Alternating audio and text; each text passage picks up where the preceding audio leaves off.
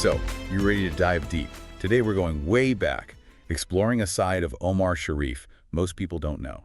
Yeah, it's pretty fascinating stuff. We're talking pre-Lawrence of Arabia, Omar Sharif, before the global fame. Right. This is all about his early work, specifically those collaborations with the incredible Egyptian director, Youssef Chahine. We're talking 1954 to 1956. Got it, those years.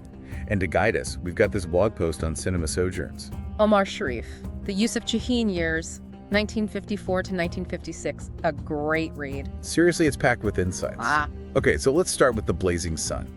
In 1954, this film just blew me away. Pure melodrama, but in the best way possible. Oh yeah, classic Chahine though. Picture this. You've got farmers clashing with this super wealthy landowner. Accusations flying around, sabotage, even murder. Talk about drama. And then, get this, a chase through the ancient ruins of Luxor. I mean, come on. Chahine wasn't just going for thrills though. Oh, absolutely not. He wove in some serious social commentary.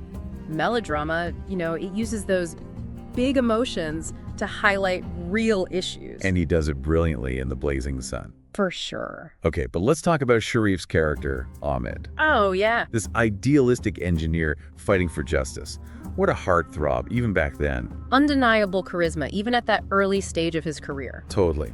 But here's what I found really interesting.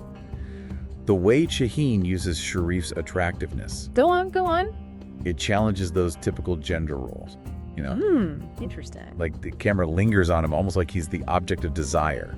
That's usually reserved for the female stars. You're right. He flips the script, making Sharif the one being admired. It made me think about all those classic films where it's always the woman being objectified. This was different. Intentional for sure. Chahine's making a statement about how beauty's perceived. Exactly. Okay, and then there's the whole Faten Hamamah thing. Oh, gotta talk about them. Egypt's golden couple. On screen, off screen. Their chemistry is off the charts. And to think, their on-screen kiss caused quite a stir back then. Daring for the time, absolutely. Pushing those boundaries? Yeah. I mean, they ended up getting married in real life. Talk about a love story. Though it didn't exactly have that fairy tale ending. True. Life's complicated, even for the glamorous types. Speaking of complicated, there's this other film from '54, Devil of the Desert. Oh yeah, Sharif as this Zorro-esque character, so cool. I know, but here's the catch. It's unavailable, like nowhere to be found. A lost chapter in his filmography. Makes you even more curious. So, sadly, we got to move on. Dark Waters from 1956. Now this one we can actually see. Thankfully. And it's a whole different kind of film. Totally different vibe. Still got that social commentary, but the story. It's about this sailor, Ragab, played by Sharif, who comes home after 3 years at sea. 3 years. And he finds himself in this web of lies. Intrigue, manipulation, the works. Classic Chahine, using film to explore those darker sides of society. Yeah, the class struggle's even more intense in Dark Waters. These fishermen, they're being exploited. Taken advantage of by the powerful. And the way Chahine uses misinformation, it's chilling. Ragab is tricked into thinking his best friend's betraying him. Just eats away at him. Jealousy, rage. That's a cautionary tale, right? Absolutely. About blind trust, the dangers of gossip, that sort of thing. And Sharif's performance is so intense. I read somewhere that his anger might have been fueled by real-life jealousy. Oh, regarding Hamamah, his wife at the time, right? That's the rumor. Yeah. Adds a whole other layer to it, doesn't it? Blurs those lines between fiction and reality. Makes you wonder about Chahine as a director, Was he exploiting those emotions? It's a good question. Pushing actors to their limits, it's a tricky thing. Definitely makes you think about the ethics of it all, the lengths some directors go to.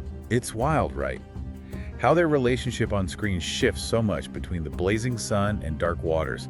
Sharif and Hamamah, I mean. Yeah, they really showcase their acting chops, don't they? In one, it's all passionate, fighting for a cause, almost innocent. Right. And then in the other, it's all tension and suspicion, reflecting those societal pressures, maybe. Makes you think, how much did their real-life romance play into those performances? Absolutely. Adds that extra layer of intrigue, like we're getting a glimpse behind the curtain. Totally.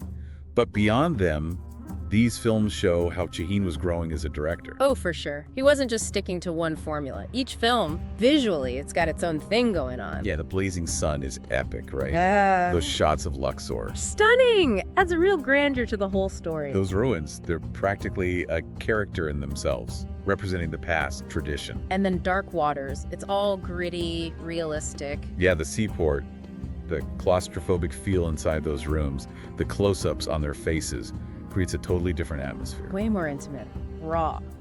And the black and white in both films, it really emphasizes that contrast. It does. It also connects them to that specific era in filmmaking, right? Reminds us that amazing cinema was happening outside of Hollywood. For sure. And the themes, they still resonate today. Love, betrayal, justice, oppression. Timeless stories. They go beyond a specific place or time. And the power of melodrama, using those heightened emotions. To make us care about what's happening on screen, to really feel those injustices. Chahine understood that. He knew how to make the audience connect with the characters, their struggle. He wasn't afraid to challenge things, to show the corruption, the hypocrisy. Exactly. He sparked conversation, made people think critically about their own society. But we should remember that blog post, it's really just focusing on these 3 films. Right, just a small slice of their careers. It's like a starting point. It makes you want to dig deeper, watch more of their work. And to think, this was just the beginning for Sharif.